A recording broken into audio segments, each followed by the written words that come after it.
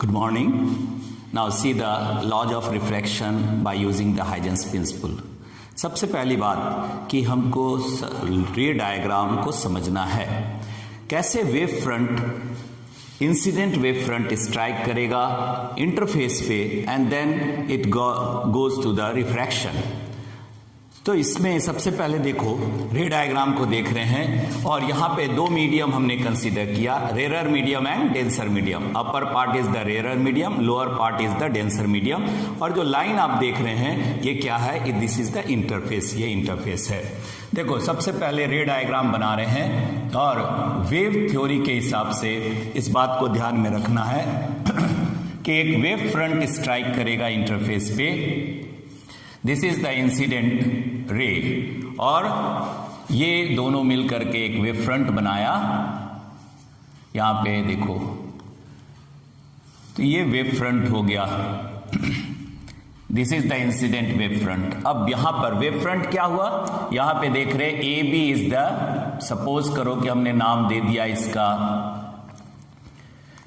यहां पे दो इंसिडेंट हुआ और इसमें पार्टिकल एक प्लेन वेव फ्रंट के रूप में इंसिडेंट हो रहा है और इसका नाम यहां पर रख दे रहे हैं, this point is the A and this is the B.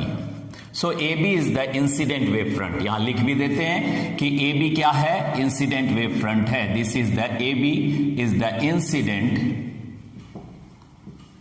Wave front, wave front incident wave front है। और यहां पर क्या देख रहे हैं, interface, this is the interface, interface that is the portion where the two medium separate, that is the part or meet at a point, line पे जहां पे दोनों मीडियम मीट करता है, that is called the interface। उसी को हम क्या कहेंगे, इंटरफेस कहेंगे।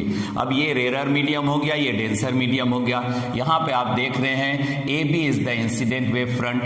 अब जब वो मीडियम पे स्ट्राइक किया, ऑन दैट केस अब देखो यहां पे हमने कंसीडर कर लिया, that is the normal, normal consider कर रहे हैं, ये रहा नॉर्मल फ्रॉम दिस पोजीशन, ठीक है।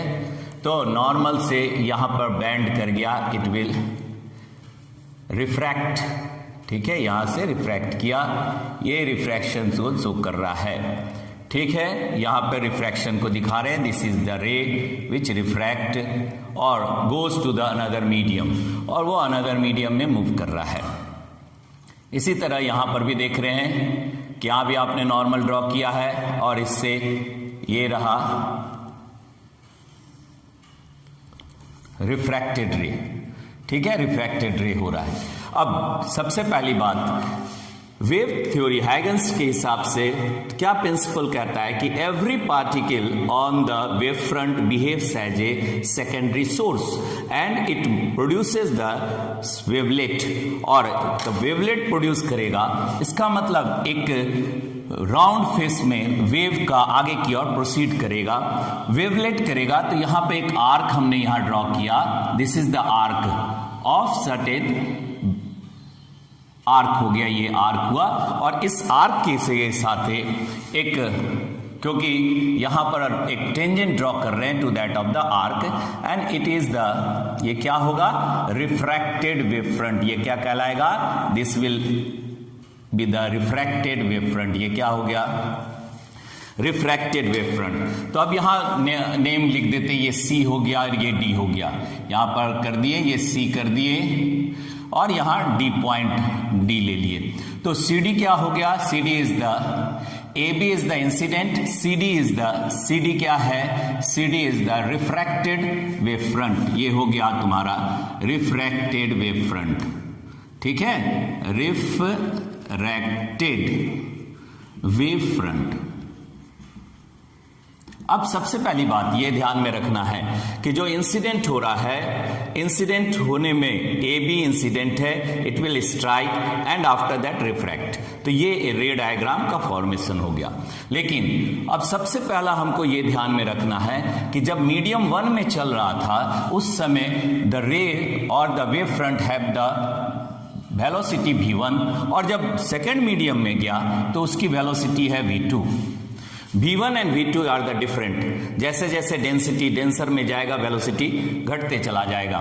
तो यहां पर हम लोग जाने, अब देख रहे हैं कि ये refracted wave front true refracted wave front है कि नहीं, वास्तविक है कि नहीं।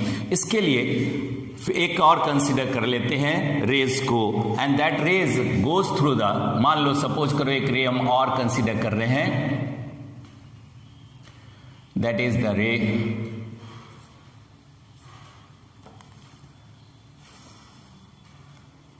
ये स्ट्राइक किया, स्ट्राइक करने के बाद यहां पर से ये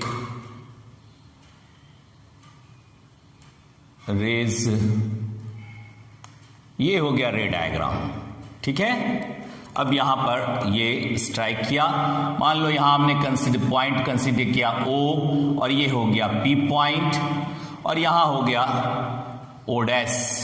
तो OP O डैश एक आपका क्या हो गया, पाथ हो गया, जिससे क्या है रिफ्रैक्टेड होकर के रे बाहर निकल रहा है, चल रहा है। तो ऐसे में क्या देख रहे हैं कि सबसे पहले हमने कहा कि हमको सबसे पहले प्रूफ करना है कि refracted wave front is the true, वास्तव में है कि नहीं। इसका मतलब जितना समय B से C में मूव करने में लगेगा उतने ही समय में OP के माध्यम से होते हुए O डैश पे पहुंचेगा। Means OP O dash will take the same time as BC will take, ठीक है। और उसी समय जितना समय में B से C में रे स्ट्राइक कर रहा है, उस समय A D पे पहुंच कर रहा है, जहां पे आपने आर्क ड्रॉ किया।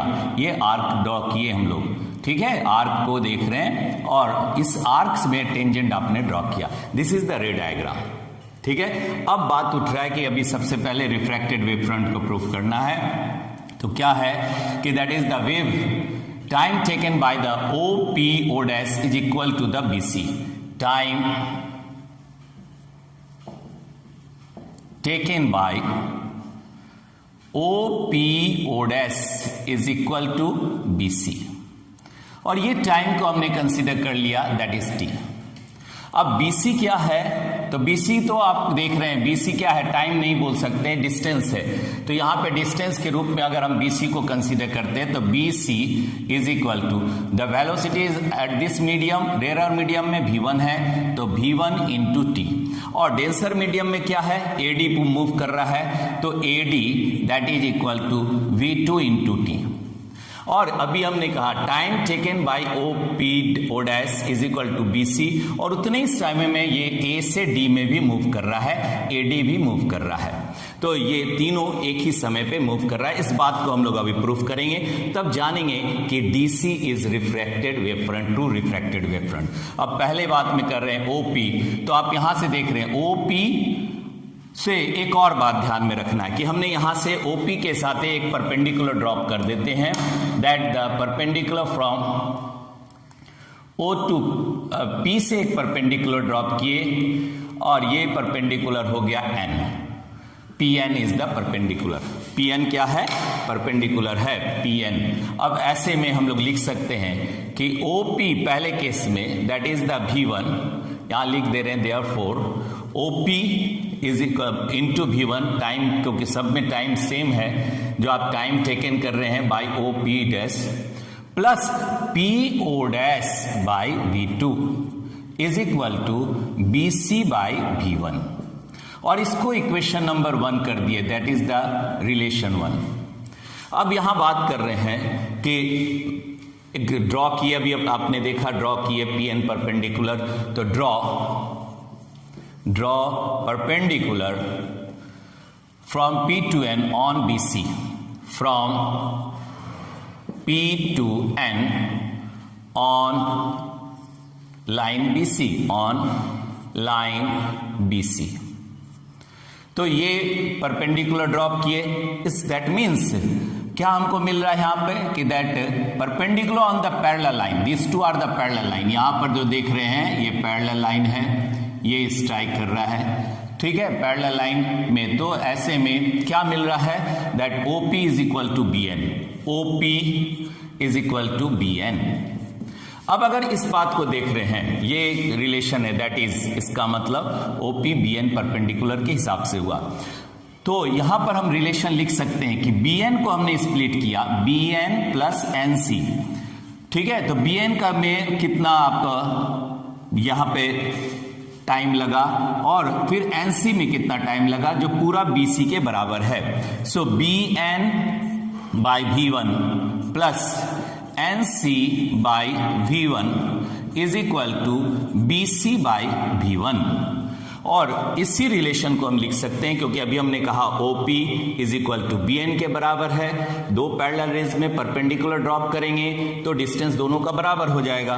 तो BN के जगह हम OP रख दे रहे हैं, तो यहां पर हम लिख सकते हैं कि दैट OP और OP बाई V1, ठीक है, OP बाई V1, BN के जगह पे OP रख दिए, जैसा आप देख रहे हैं यहां पे BN के जगह OP रख दिए, plus NC by V1 is equal to BC by V1।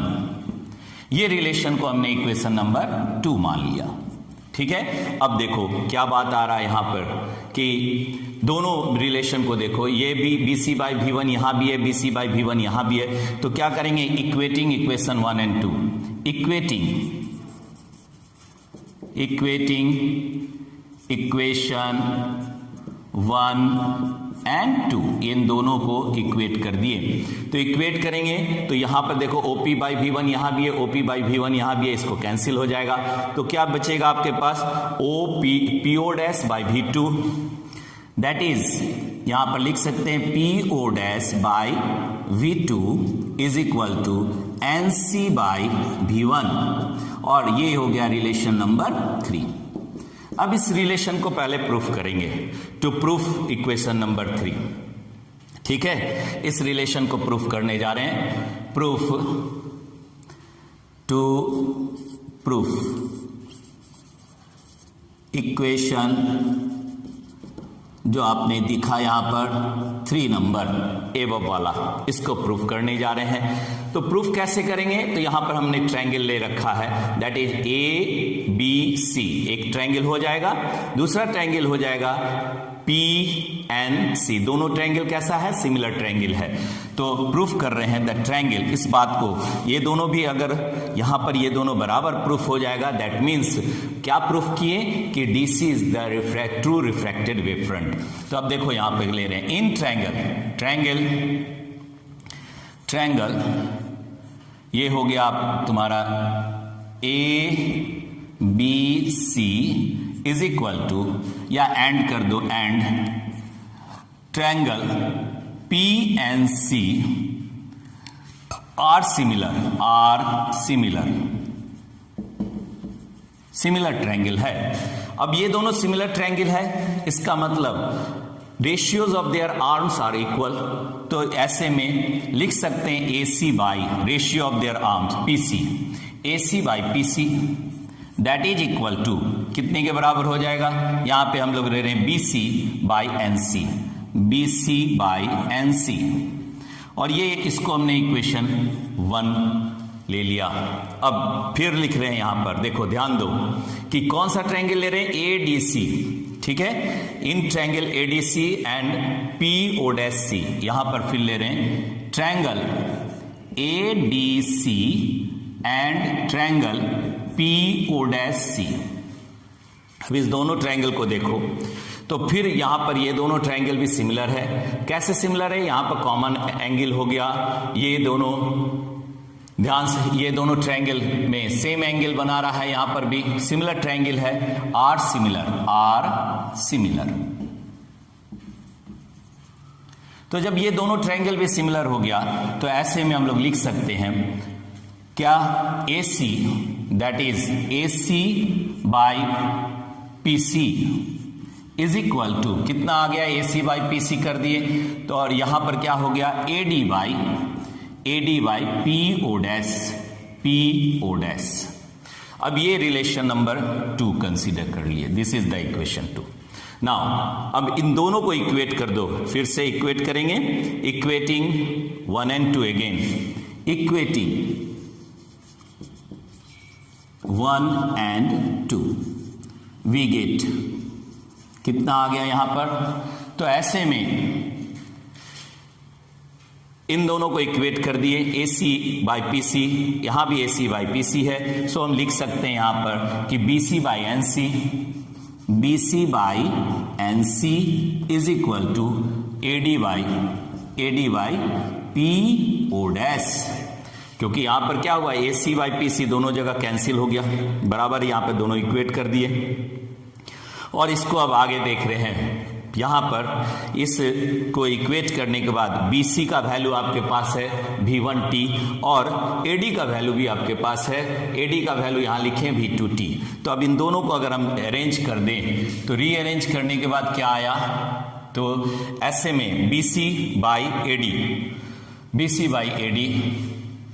तो हम लिख सकते हैं यहां पर NC बाई PO डैश, ये आ गया NC by PO dash is equal to, इसको भी इधर लिख दो, सो ये हो गया BC बाई यहां पर आ गया AD, और इसको क्या वैल्यू रखे हैं BC बाई AD को, तो BC के जगह है V1T बाई, इधर हो गया AD के जगह हो गया V2T, ठीक है। तो T और T कैंसिल कर दिए, यहां पे लिख सकते हैं V1 by V2।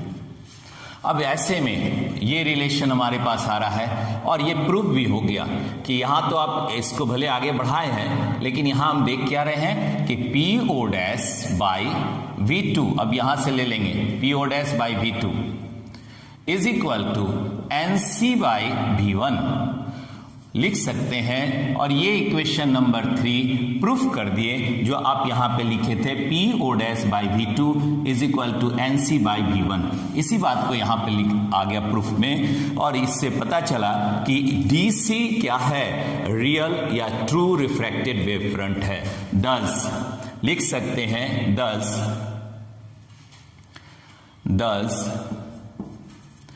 DC is the true refracted wave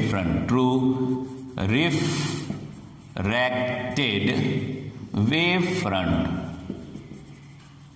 तो सबसे पहला बात हम लोग यही प्रूफ किए, हाइजेंस प्रिंसिपल को फॉलो कर रहा है कि नहीं, कि अगर एक वेव फ्रंट स्ट्राइक करता है तो आफ्टर सर्टेन रिफ्रैक्ट करेगा, वो भी ट्रू वेव फ्रंट ही होगा। मीन्स हर एक का टाइम पीरियड, तो आप देख रहे हैं हर का time period same time period पे स्ट्राइक कर रहा है और सभी पार्टिकल सेम फेज पे भी आ रहा है, तो ये आपका क्या हो गया, रिफ्रैक्टेड वेव फ्रंट हो गया।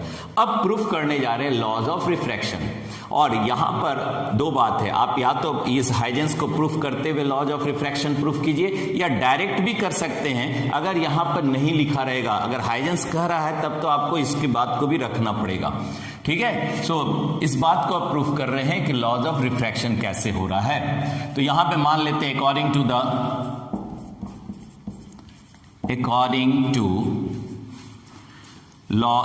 To the laws of refraction, the laws of refraction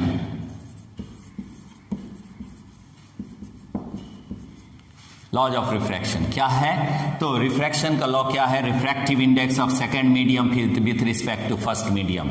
refractive index, क्योंकि रे क्या है, रेयर से डेंसर की ओर जा रहा है, तो bending ability of the second medium with respect to first medium is equal to sine of the angle I, sine I by the sine R। अब इस बात को हमको देखना है कि साइन I कहां पर है, एंगल्स को अब हम समझेंगे। अभी इससे पहले हम सिर्फ हाइजेंस के हिसाब से ट्रू रिफ्रैक्टेड वेव फ्रंट को समझे थे। अब देखो यहां पर एंगल है इंसिडेंट फ्रॉम द नॉर्मल, ये नॉर्मल को आप ले लेते हैं, सपोज करो क्योंकि एन यहां ले लिए हैं तो हम इसको N dash N double dash कर सकते हैं, N dash and N double dash कर दो, या एन डबल डैश, ये नॉर्मल हो गया, that is the angle incident I, ठीक है। ये क्या है, एंगल इंसिडेंट I है, यहां पर आप एन डैश दिखा रहे हो, ये नॉर्मल है। अब यहां पर अगर I है तो फिर ये पोर्शन, क्योंकि यहां पर ये परपेंडिकुलर बना रहा है, ठीक है, वेव फ्रंट हमेशा परपेंडिकुलर होता है, तो ऐसे में ये क्या हो गया, दिस एंगल इज द, ये एंगल कितना होगा, तो ये नॉर्मल से ले रहे हैं, तो ये एंगल हो गया तुम्हारा 90 - I। तो इधर एंगल कितना हुआ, ए बी ए सी, कितना होगा angle B A C, that is again angle i, ये भी एंगल आई के बराबर हो गया, दैट इज आई। तो यहां पर भी हम एंगल आई ही लिखेंगे, दैट इज द आई।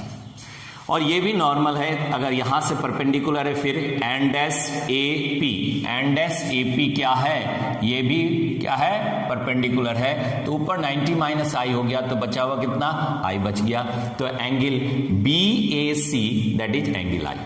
इसी तरह हम यहां आर देख रहे हैं, ये हो गया आर रिफ्रैक्टेड, तो यहां कितना हुआ, तो 90 माइनस आर, यहां भी देखेंगे तो हमको क्या मिलेगा 90 minus R, 90 minus R, 90 degree minus R degree. तो अब यहां पर क्या हो गया, ये भी एंगल आर के बराबर हो गया, ठीक है, क्योंकि यहां भी आप परपेंडिकुलर देख रहे हैं। तो ऐसे में हमको एंगल, अब हम यहां कह सकते हैं कि डी सी ए एंगल क्या है, एंगल आर के बराबर है। यहां लिख सकते हैं angle D C A is equal to angle R, जिसको हम सिंपल आर से भी रिप्रेजेंट करते हैं। तो अब ये साइन आई और साइन आर हमको यहां मिलेगा इन ट्रायंगल, कौन ट्रायंगल में, बी ए सी में, और डी आर कहां मिलेगा, डी सी ए में। तो हम यहां लिख सकते हैं इन ट्रायंगल ए बी सी, देख लो तो ए बी सी में क्या आ रहा है तुम्हारे पास, यहां परपेंडिकुलर है, क्योंकि कोई भी वेव फ्रंट हमेशा टेंजेंट बनाते हुए बनता है और ये 90 डिग्री होता है। तो ऐसे में हम लिख सकते हैं B C by A C is equal to sine of angle I. Now इसी तरह हम लोग देखेंगे A D C, so in triangle A C D, that is यहां पर भी देख रहे क्या आ गया, तो यहां पर लिख रहे AD बाई AC, तो AD by AC that is equal to sin of the angle R, और ये दोनों क्या हो गया, these two are the equation number 5। now substituting 5 over the 4, तो ऐसे लिख सकते हैं substituting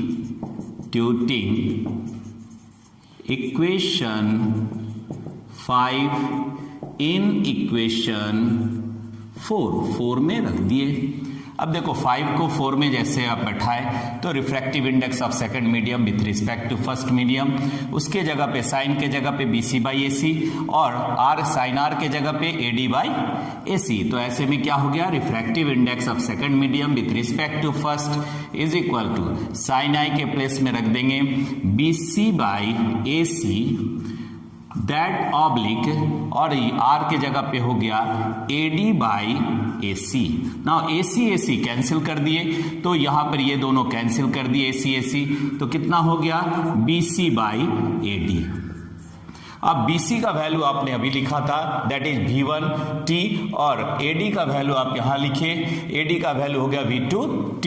तो यहां हम लिख सकते हैं दिस इज इक्वल टू कितना हो गया V1T बाई V2T। अब TT कैंसिल कर दिए यहां से, तो यहां पर सीधा लिख सकते हैं refractive index of second medium with respect to first medium is equal to कितना आ गया यहां पर, तो V1 बाई V2, और इसको ही आगे फिर लिख रहे हैं कि V1 बाई V2 को हम इस तरह भी लिख सकते हैं, क्योंकि velocity of light in air के साथ डिवाइड और मल्टीप्लाई कर दे, तो C बाई V2 ऑब्लिक, यहां पर क्या आ जाएगा, C बाई V2 कर दिए तो यहां पर आ गया that is the V1 by C। और इसी रिलेशन को अगर देखो, इसी रिलेशन को हम लिखे, देखो इधर मिटा करके लिख दे रहे हैं, तो इसके जगह पे हम लिख सकते हैं that is the refractive index of second medium with respect to first medium.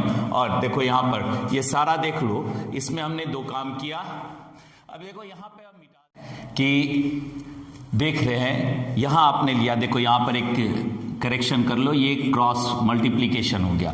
तो ऐसे में अब इसी को हम लिख सकते हैं V2 refractive index of second medium with respect to first in place of this, तो ये हो गया तुम्हारा क्या C बाई V2 ऑब्लिक कर दिए, तो इसको भी हम उलट के लिख सकते हैं C बाई V1।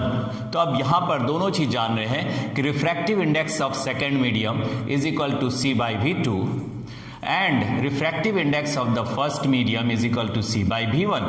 तो ऐसे में refractive index of second with respect to first is equal to refractive index of second with 1 and this is the first law of refraction जो आपने हाइजेंस का वेव फ्रंट को कंसीडर करते हुए proof किया। एक बात और ध्यान रखना है कि अब हमको सेकंड बात करना है कि that incident ray refracted and the normal lie in the same plane. ये सभी नॉर्मल है, ठीक है। तो ऐसे में तीनों सेम प्लेन पे है। तो ये सेकंड बात हम लोग देख रहे हैं कि तीनों प्लेन कैसे है। तो यहां देख रहे हैं ए बी क्या है, that is the incident wave front, incident wave front. और यहां पर हो गया डीसी, डीसी क्या है, that is the refracted wave front, ठीक है। और दूसरा इसके बाद ले रहे हैं एक्स वाई, यहां पर प्लेन इंटरफेस आपने लिया है। तो एक्स वाई को आप क्या कंसीडर कर रहे हैं, X Y is the plane, क्या है, प्लेन ऑफ इंसिडेंट रिफ्रैक्शन है, प्लेन ऑफ रिफ्रैक्शन, ठीक है, रिफ्रैक्शन है। और ये तीनों सेम प्लेन पे लाई करता है and all three lie in the same plane, ठीक है। All three lies on the same plane of refraction, plane of the board कह सकते हैं, प्लेन ऑफ बोर्ड। और अगर आप अपनी कॉपी में लिख रहे हैं तो वहां शीट कर देंगे।